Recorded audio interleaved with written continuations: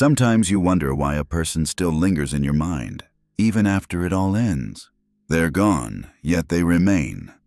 In memories, in dreams, in every quiet space you thought you'd forgotten. You keep yourself busy, try to love someone new, try not to think, but their image plays on like a song you can't turn off. Carl Jung called this the reflective effect of the unconscious. The mind doesn't hold people, it holds the message they carried. You think you miss them, but in truth, you miss the part of yourself you once found through them. They were the mirror, and in that reflection, you saw what had not yet been loved or healed. Maybe it was the fear of being left, the ache of not being enough, or the longing to be truly seen. That person touched an old wound inside you, and you mistook the pain for love. But really, it was your soul showing you where it needed to heal. A listener once said, "They weren't the love of my life.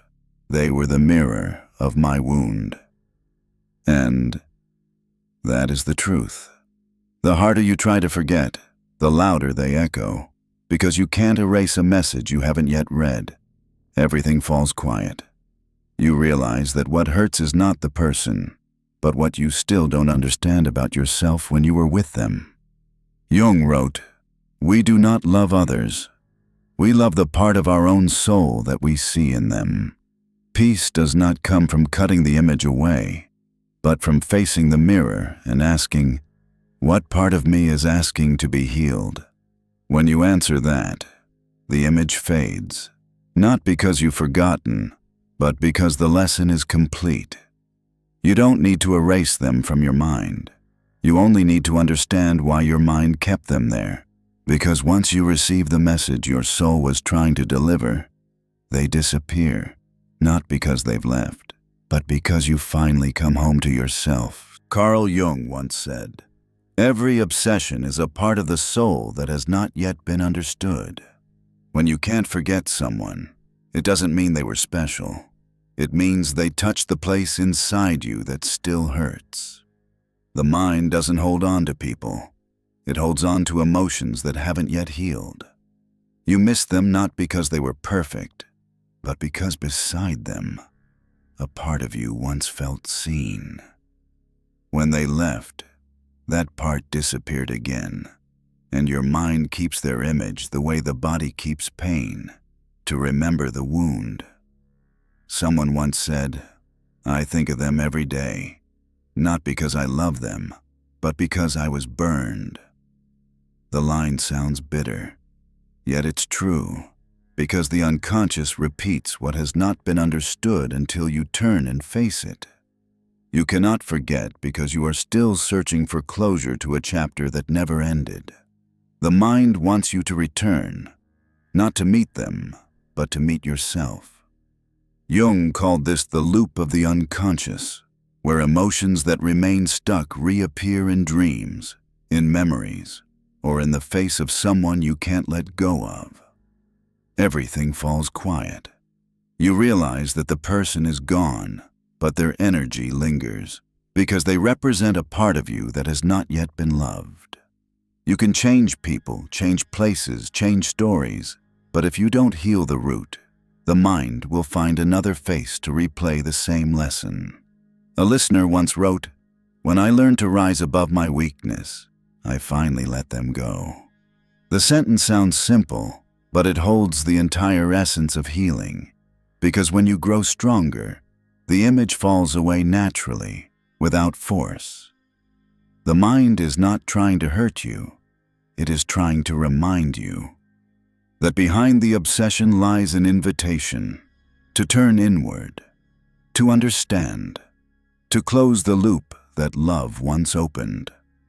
You don't need to defeat the memory or erase anyone. You only need to understand the message your wound is sending, because sometimes the only way to let go is to listen. And when you are still enough to listen, the mind no longer has a reason to hold on. Carl Jung once said, "Everything that irritates us about others is a mirror that helps us understand ourselves." When you can't stop thinking about someone, It's often not because they carry something extraordinary, but because they are reflecting the part of you that has not yet made peace. The unconscious is a mirror, both subtle and terrifying. It uses the face, the voice, the eyes of another person to show you what you've been running from. You might be drawn to their confidence because deep down, you crave that same freedom. Or you might feel wounded by their coldness because you've never allowed yourself to be detached. Every intense emotion is a signal. The unconscious trying to speak. You don't truly love the other person. You love the fragment of your own soul that feels complete when reflected through them. Jung called this the mechanism of unconscious projection, the mind seeing itself in another and mistaking it for destiny. But it isn't destiny. It's an invitation to turn inward and face what's vibrating beneath the surface. Everything falls quiet. You begin to see that in every relationship, what you encounter is not the other, but yourself in their shape. When you are angry at them, you are angry at yourself for allowing it. When you miss them, you are missing the feeling of being seen. When you hurt, you are hurting for the part of you that has not yet learned how to love without losing yourself. They are simply the form that carries an abstract lesson. If you are brave enough to look through them, you will find yourself. A listener once wrote, "They weren't the love of my life. They were the mirror of my wound." That line holds the essence of reflection, because reflection doesn't come to punish. It comes to awaken. Jung said, "Darkness does not disappear when we judge it, but when we understand it belongs to us." When you stop blaming the other, you start freeing yourself. When you see them in the mirror, you no longer need them to see clearly. Reflection is not a bond. It is a ritual of awareness. Once the lesson is complete, the image fades, like a mirror dimming when light shifts. You don't lose them. You simply stop needing them to see yourself. If this content makes sense to you, click subscribe and stay on this journey. Thank you for staying with this moment. It means more than you think. Carl Jung once wrote, "What we resist persists, and what we deny returns as fate." You've likely felt this before. The harder you try to forget someone, the clearer they return in your mind. The mind is not your enemy. It is loyal to whatever remains unresolved.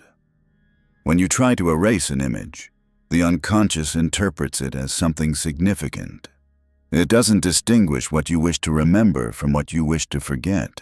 It only knows that whatever receives the most energy will grow stronger. So the more you resist, the deeper the imprint becomes. Jung called this the Shadow Rebound effect. The moment the rejected part of you becomes alive again, demanding to be seen. It's like pushing a ball underwater. The harder you press, the higher it jumps back up. You cannot forget what you have not yet accepted. Each time you say, "I must forget them," you are telling the unconscious that they still matter. And in its effort to protect you, it keeps them alive. You are not haunted by memory. You are caught inside the mind's defense mechanism. Everything falls quiet. You begin to see that forgetting is not an act of force, but the natural result of understanding. When you truly grasp why you are in pain, the mind releases without command. People say time heals. But Jung believed it is not time, but awareness. Time only exhausts you. Awareness awakens you. The more you fight, the more energy you feed the thing you wish to let go of. To move beyond, you don't need to fight. You need to face. When you can sit with a memory without running, you reclaim power. You can remember without hurting, think without attaching. That is when emotion dissolves into awareness and the unconscious feels soothed. A listener once wrote, I no longer feel the pain of loss. I only feel the strength of knowing who I am. That is the sign of a soul that has completed its lesson. So if you still remember, do not resent your mind. It is reminding you where healing is needed. Jung said, "The shadow doesn't disappear when we turn away from it, but when we bring it to light." Forgetting is not erasing. It is transforming memory into understanding. When you realize that the person came not to stay, but to reveal what was missing in you, the resistance ends. And when resistance ends, the mind no longer has a reason to hold on. They fade, not because you've forgotten, but because you've integrated the lesson they brought. In the end, you see it clearly. What you thought was destiny was only your unconscious asking you to awaken. Carl Jung once said, "Every deep encounter is a reunion of souls that have known each other within the collective unconscious." When you feel an intense pull towards someone, it is never random. It is the echo of ancient patterns awakening inside your psyche. What Jung called archetypes, the original symbols of the soul. Every person you meet activates one of these inner images: the lover, the savior, the mirror, or the destroyer. You think you are loving an individual, but in truth, you are loving the symbol they carry. The ones who captivate you most often hold the energy of anima or animus, the feminine within a man's soul, the masculine within a woman's. When these two forces recognize each other, the mind creates the illusion of destiny. But it is not the destiny of romance. It is the destiny of awareness. They are not here to stay. They are here to reveal what is missing within you.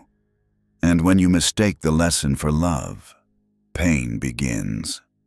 Jung called this the confusion of the soul. When we try to keep the messenger instead of the message, everything falls quiet.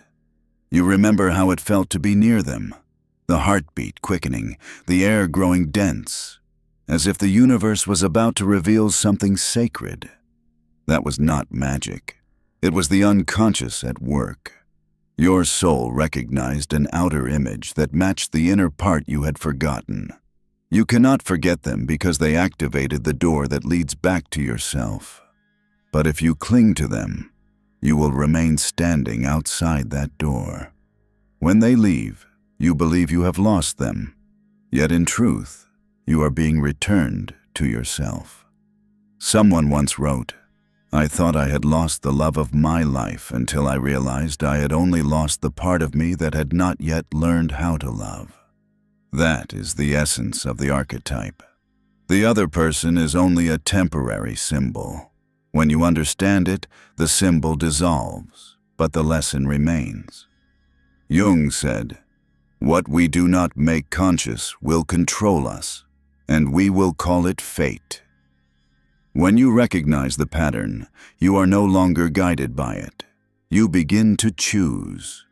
You stop repeating old relationships, stop falling for the same familiar pain, stop searching for the feeling you once lost, because now you understand they were never the special one. They were the doorway. And once you step through that doorway, what you find is not them, but the wholeness of your own being. Carl Jung once said, "Until you make the unconscious conscious, it will direct your life and you will call it fate." The unhealed wound is that unconscious part, the fragment trapped in old memories and emotions, the one that keeps you reliving the same story with different faces. When you find yourself haunted by someone, it isn't because they possess power over you, but because they have unknowingly touched the place within you that has not yet healed. It might be the fear of abandonment, the feeling of not being enough, or the belief that love only comes when you are perfect. They touched that wound, and the unconscious believed only they could soothe it. But that is the illusion. No one can heal you if you haven't yet dared to face where it hurts most. Everything falls quiet. You begin to realize you once gave them a power that belonged only to your soul. You think they caused your pain, but in truth, They merely revealed where pain was already waiting. The wound was not created by them. They only brought it to light. Jung called this the activation principle of the shadow. When someone awakens the part of you that has not yet been accepted, you think they are hurting you. But it is your soul speaking through them, whispering, "Heal me." And if you don't listen, the lesson returns in another form. You meet a different person, but the feeling is the same. The situation changes, but the ache repeats, because the soul doesn't care about faces. It cares about healing. Someone once said, "I kept meeting the same kind of person until I learned to treat myself differently." That line perfectly describes what Jung called individuation, the process by which the soul becomes whole. Every time you face the pain without running, you mend a piece of yourself.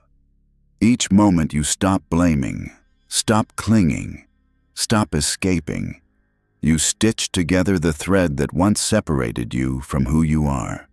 And when the wound no longer controls your emotions, you finally understand. No one truly hurts you. It is only the unhealed part within you reacting. When that part is seen, held, and understood, it stops demanding. The other person fades, gently like smoke, because they have fulfilled their role. They were never meant to stay. They came to show you where love was missing. And once you learn to love that place, you no longer need them to fill it. Carl Jung once said, "Darkness does not disappear when we judge it, but when we understand that it belongs to us." This is the threshold where many stop walking, the place where light meets the deepest layer of fear, and the soul is forced to see itself in the form it least wants to face. When someone makes you feel hurt, jealous, betrayed, or angry, the first thing you usually do is blame them. You convince yourself that if they were different, you would be at peace. But Jung said that the people who provoke us most intensely are the ones who activate the shadow self, the unconscious realm that holds everything we deny. You may call them the betrayer, the one who wounded you, but to the soul, they are the mirror revealing what remains unhealed. They make you angry because you see a part of yourself in them.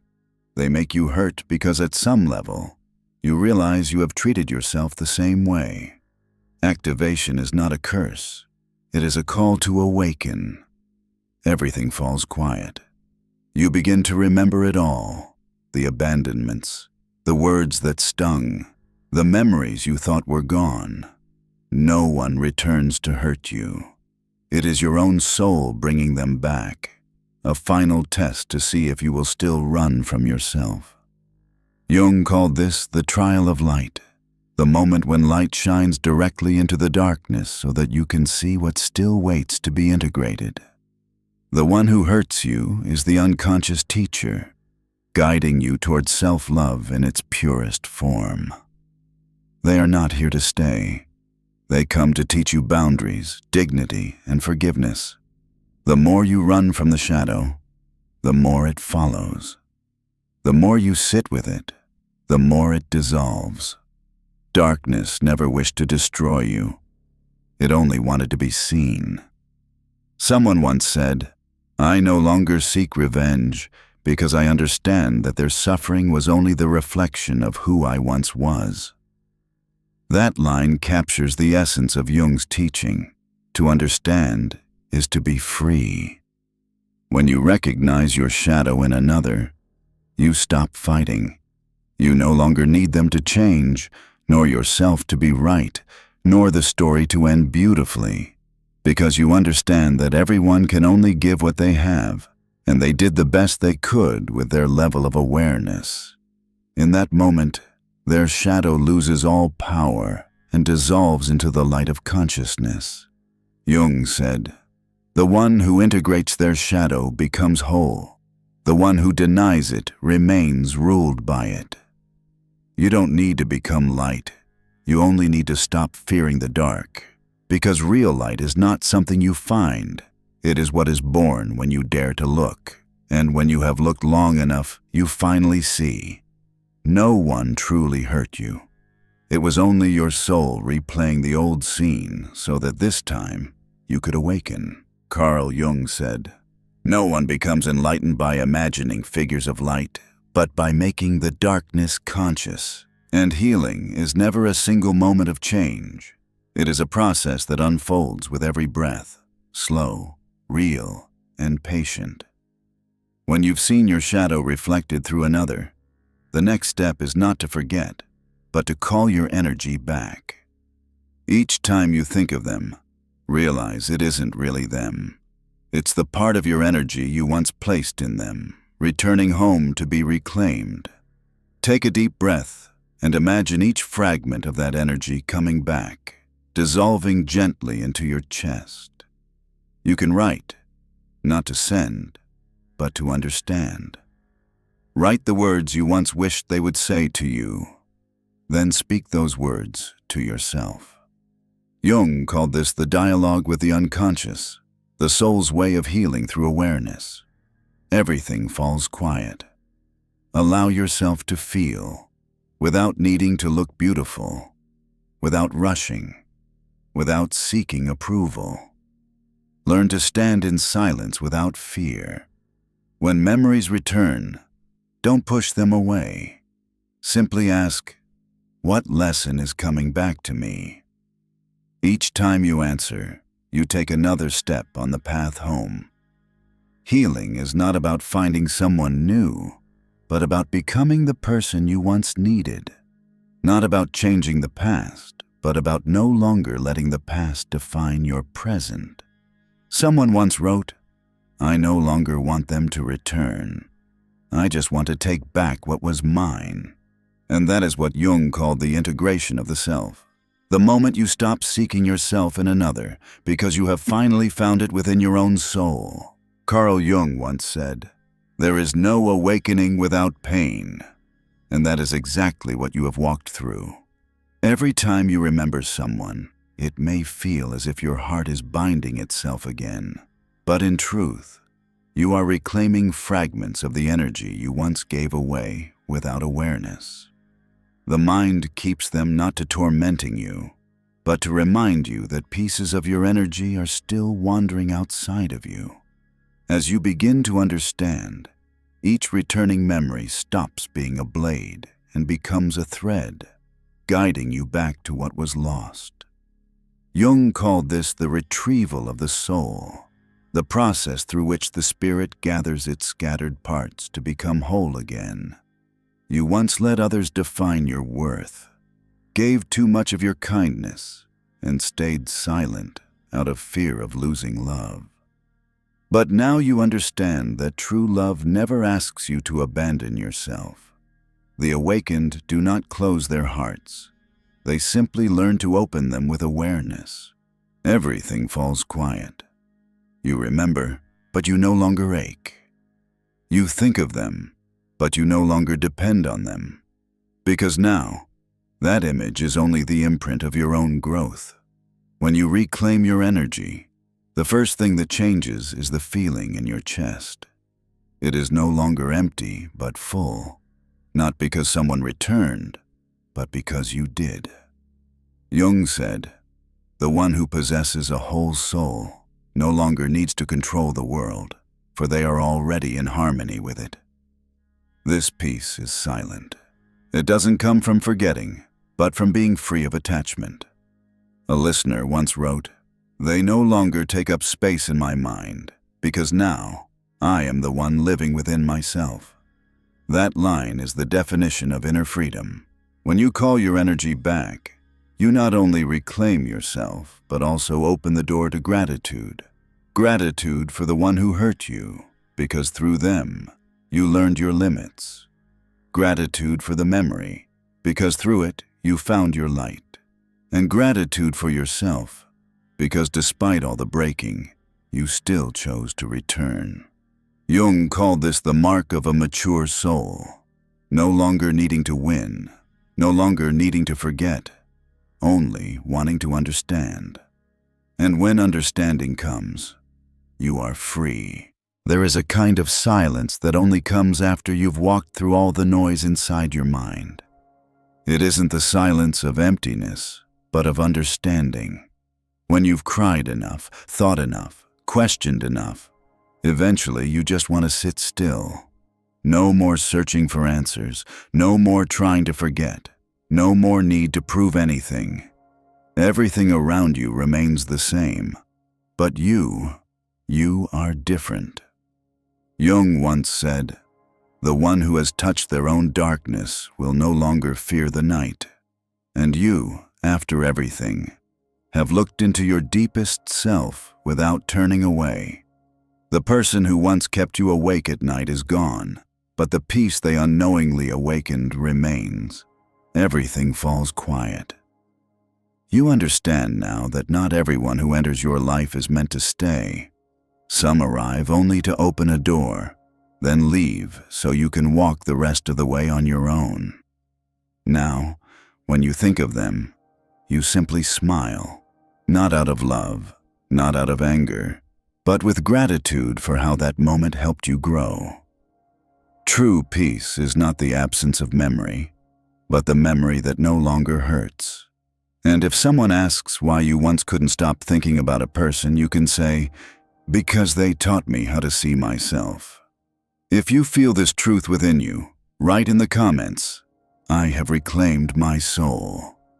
Thank you for staying until the end of this journey, the place where every answer returns to the same truth. Understanding is freedom.